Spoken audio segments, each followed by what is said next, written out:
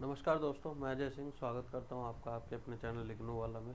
जैसा कि आपको पता ही है, हम एक सीरीज़ चलाते हैं जिसमें हम PYQs को सॉल्व कराते हैं। उसी सीरीज़ की अगली वीडियो में आज मैं आपको कराने वाला हूं BPS कोड 186,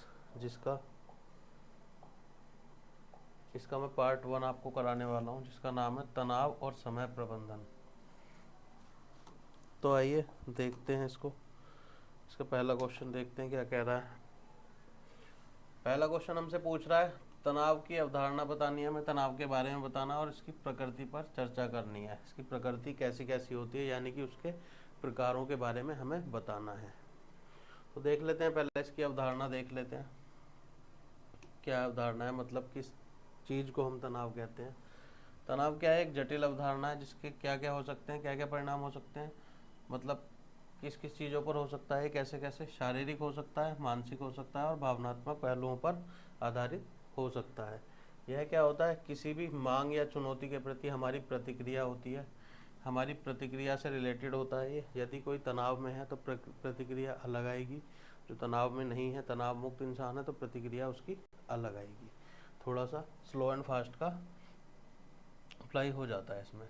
तो जो हमें लगता है कि हमारी क्षमताओं से परे है। तनाव क्या करता है? जीवन का एक सामान्य हिस्सा है, सभी को होता है कभी ना कभी, किसी को छोटे लेवल पर, किसी को बड़े लेवल पर। तो यह कई सकारात्मक परिणाम ला सकता है, जैसे कि हम अभी देखेंगे इसमें। जैसे कि हमें कठिन परिस्थितियों में क्या करता है? प्रेरित करना और बेहतर प्रदर्शन करने में मदद करना। तनाव से क्या होता है, कई बार नेगेटिव ही नहीं होता, ये पॉजिटिव भी होता है। कई बार हमें किसी जैसे एग्ज़ाम से पहले हमें चिंता सताने लगती है, हमें तनाव होने लगता है कि हमारे एग्ज़ाम पास आ रहे हैं, हमारी पढ़ाई जो है कम हुई है या कम स्तर पर की है, जिस स्तर पर करनी चाहिए उस स्तर की नहीं है। तो हम क्या करते हैं, उससे ओवरकम करने के लिए ज़्यादा पढ़ाई करते हैं और ज़्यादा प्रेरित करता है ये हमें और ज़्यादा पढ़ाई करने के लिए, जिससे कि हमारा क्या होता है, ओवरऑल रिजल्ट और परफॉर्मेंस एग्ज़ाम में बेहतर होता है। हालांकि जब तनाव अत्यधिक या लंबे समय तक रहता है तो वो क्या होता है, हानिकारक होता है, जिसको आजकल की भाषा में नॉर्मली डिप्रेशन के नाम से भी जाना जाता है। जो लंबे समय तक रहता है तो वो क्या होता है, स्ट्रेस जो है डिप्रेशन में कन्वर्ट हो जाती है, जो क्या क्या रिजल्ट लाती है, शारीरिक स्वास्थ्य समस्याओं, उसका एक रिजल्ट होती है।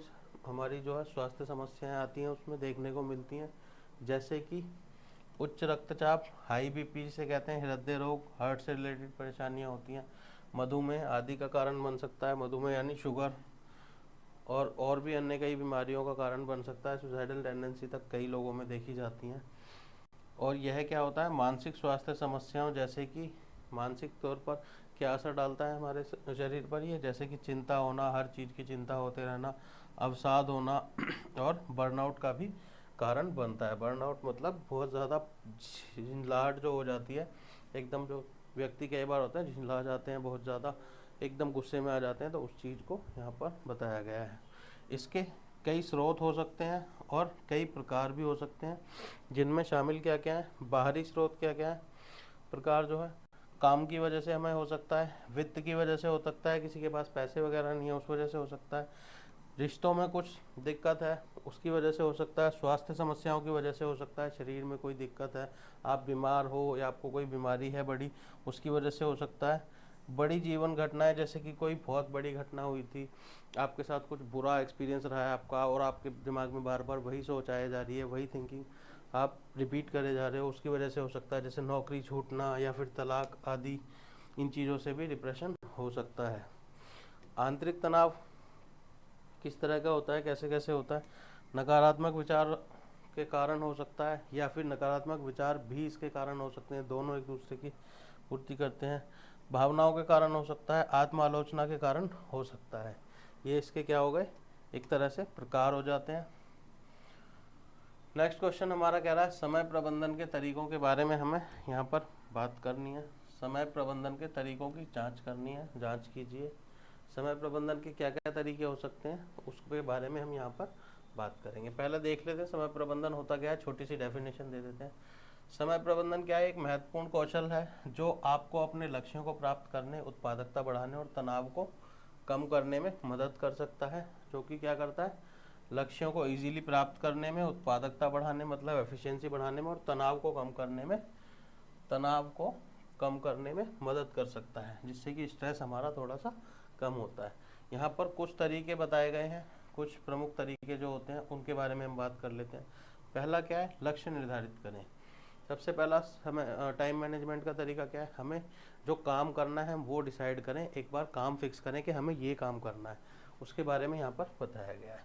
अपने लक्ष्यों को स्पष्ट और संक्षिप्त तरीके से, स्पष्ट होना चाहिए लक्ष्य, संक्षिप्त होना चाहिए मतलब छोटे से, उसमें हमें पता होना चाहिए, फटाफट से उसको लक्ष्य को डिसाइड कर लें, हम एक लाइन में लिख के रख लें कि हमें ये करना है, और फिर उसको प्राप्त करने योग्य बनाएं। उसके आगे उसके लिए काम करें कि हम कैसे इस लक्ष्य को प्राप्त कर सकते हैं, क्या कर सकते हैं उसके लिए, और उन्हें छोटे और अधिक प्रबंधनीय कार्यों में तोड़ें, छोटे छोटे कामों में तोड़ दें।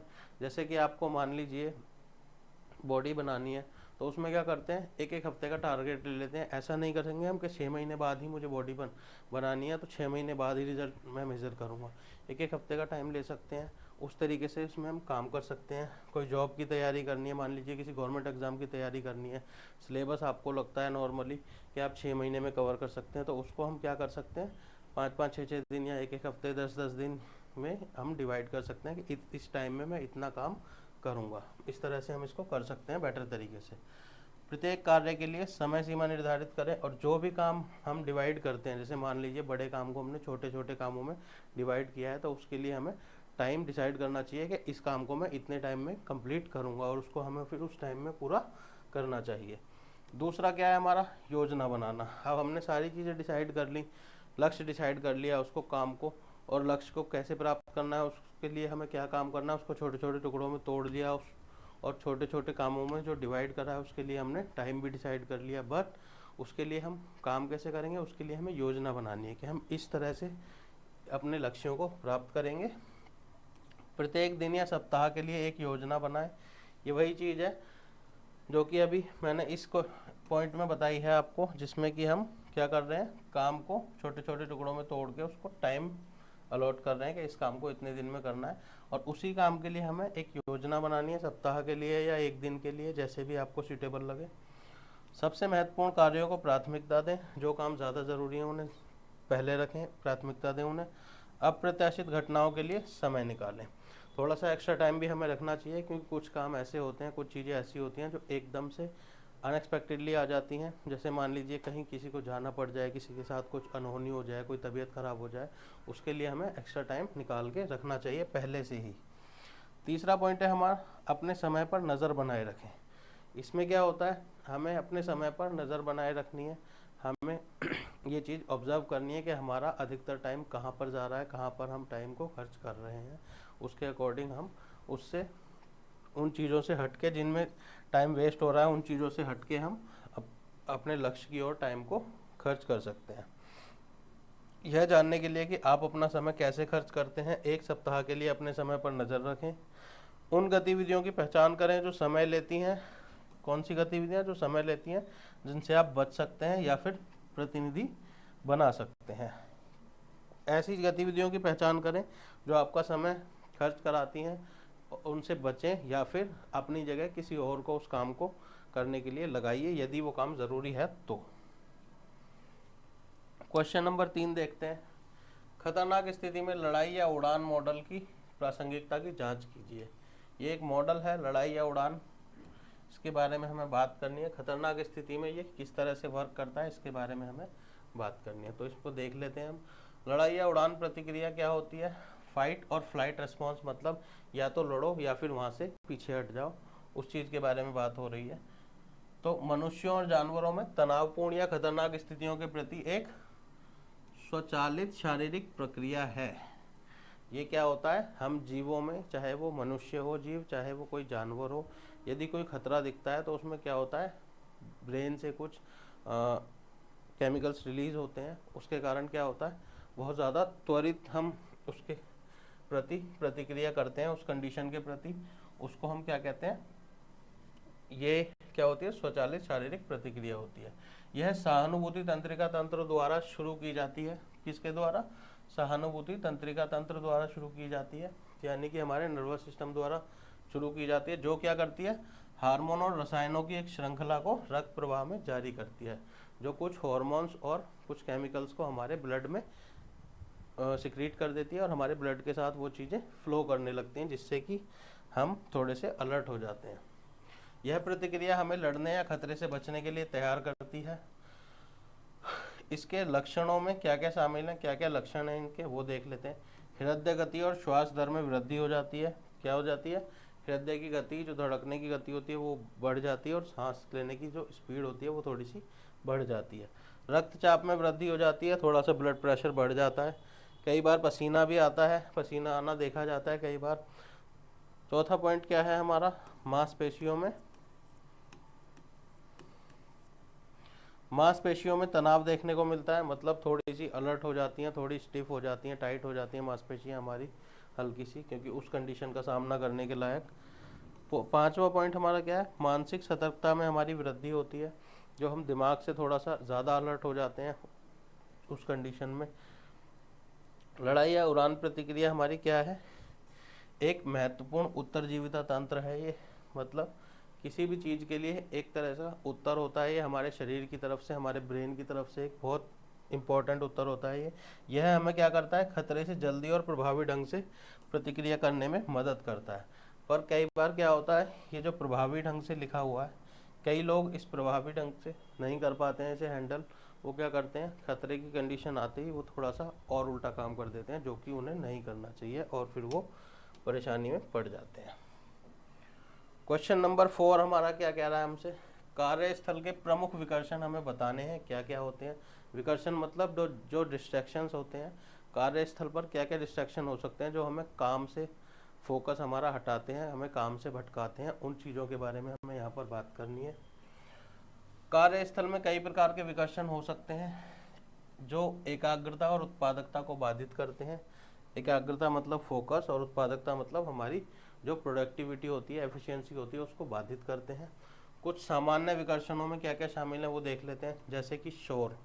आप मान लीजिए ऑफिस में काम कर रहे हैं, कहीं से कुछ शोर शराबे की आवाज़ आती है बहुत ज़्यादा, या आपके सहभागी जो हैं वहाँ पर ऑफिस में वो शोर मचाते हैं, या कहीं और से शोर की आवाज़ आती है, तो क्या होता है? आपका फोकस थोड़ा सा डाइवर्ट होता है। इसमें क्या क्या हो सकता है? सहकर्मियों की बातचीत, किसी का फ़ोन कॉल, मशीन की आवाज़, यातायात का शोर हो सकता है। ये सब चीज़ें क्या करते हैं? फोकस को डिस्ट्रैक्ट करते हैं। दृश्य विकर्षण दूसरा क्या है? दृश्य विकर्षण। आप कुछ ऐसा देख लेते हैं जिससे कि आपका ध्यान उस चीज़ की तरफ जाता है, अपने काम से हट जाता है। वो चीज़ क्या होती है?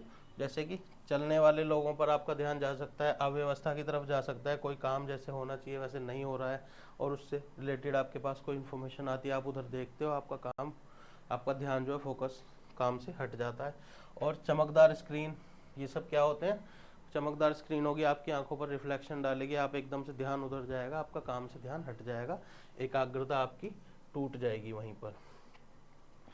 तीसरा पॉइंट क्या है? डिजिटल विकर्षण, जो कि आजकल सबसे ज़्यादा सामान्य है। डिजिटल विकर्षण कुछ भी हो सकता है, फ़ोन, टीवी, मोबाइल फ़ोन, या फिर लैपटॉप वगैरह, या कोई और चीज़ भी हो सकती है इसमें। तो ये सब चीज़ें क्या होती हैं? डिजिटल विकर्षण में आती हैं। फ़ोन, ईमेल, सोशल मीडिया और चैट संदेश एकाग्रता को भंग कर सकते हैं। चौथा पॉइंट हमारा क्या है? मानसिक विकर्षण। आप दिमाग में आपके कुछ और चल रहा है, आप काम पर फोकस नहीं कर पाएंगे, उस चीज़ के बारे में यहाँ पर बताया जा रहा है। जैसे कि व्यक्तिगत विचार हो सकते हैं, जो मैंने अभी बताया, आपके दिमाग में कुछ विचार चल रहे हैं अपने किसी चीज़ से रिलेटेड, तो आप काम पर फोकस नहीं कर पाएंगे। किसी चीज़ की चिंताएँ हैं, आपको योजनाएँ बनानी है आपको किसी चीज़ की, बट क्या हो रहा है? वो काम के समय पर ही आपको वो चीज़ें दिमाग में चल रही हैं, तो वो क्या करेंगे? आपको आपके काम पर फोकस नहीं करने देंगे, एकाग्रता को आपकी भंग करेंगे। विकर्षणों का प्रभाव क्या होता है? विकर्षणों का प्रभाव व्यक्ति और विकर्षण के प्रकार के आधार पर भिन्न हो सकता है। इसका प्रभाव क्या हो सकता है? हर व्यक्ति के लिए भी अलग अलग हो सकता है, और विकर्षण के प्रकार के कारण भी अलग अलग हो सकता है इसका प्रभाव। वो सब क्या है देख लेते हैं। कुछ लोग क्या करते हैं? दूसरों की तुलना में अधिक आसानी से विचलित हो सकते हैं, और कुछ प्रकार के विकर्षण दूसरों की तुलना में अधिक विघटनकारी हो सकते हैं। जैसे कि मान लीजिए, अब ये शोर वाला पॉइंट था, जो पहला पॉइंट जो हमारा है शोर वाला, इसमें हम एक छोटा सा एग्जांपल ले लेते हैं। जैसे मान लीजिए ऑफिस में कोई काम कर रहा है या काम कर रही है, उसके सहभागी जो है आपस में बात कर रहे हैं, तो उनकी बातों पर ध्यान जाना थोड़ा सा लाजमी है। बट क्या हो सकता है कि कुछ लोगों का फोकस बहुत ज़्यादा स्ट्रॉन्ग होता है तो उनका ध्यान उस छोटी मोटी आवाज़ पर नहीं जाएगा। बट अगर उनके साइड में ही कहीं पे कंपनी के साइड में या ऑफिस के साइड में बहुत तेज़ आवाज़ में कहीं डीजे बज रहा हो तो उसका ध्यान जाना लाजमी है, वो जाएगा ही जाएगा, कितना भी किसी का स्ट्रॉन्ग फोकस हो, तेज़ आवाज़ पर ध्यान जाता ही जाता है। तो वही चीज़ यहाँ पर बात की जा रही है कि कुछ विकर्षण जो होते हैं बहुत ज़्यादा विघटनकारी होते हैं, उन पर लोगों का ध्यान जाता ही जाता है, चाहे किसी का फोकस कितना ही स्ट्रॉन्ग क्यों ना हो। आज की क्लास हमारी यहीं तक। आई होप आप सबको समझ आया होगा। हमारी वीडियो आपको अच्छी लगी तो लाइक और शेयर करें इस वीडियो को, और हमारे चैनल को सब्सक्राइब करें। इस क्लास के फ्री PDF आपको टेलीग्राम पर मिल जाएगी। यदि आपको पेड नोट्स चाहिए तो आप हमारे नंबर पर हमसे कॉन्टैक्ट कर सकते हैं। बाकी चैनल को सब्सक्राइब करें और बेल आइकन दबाएं। धन्यवाद।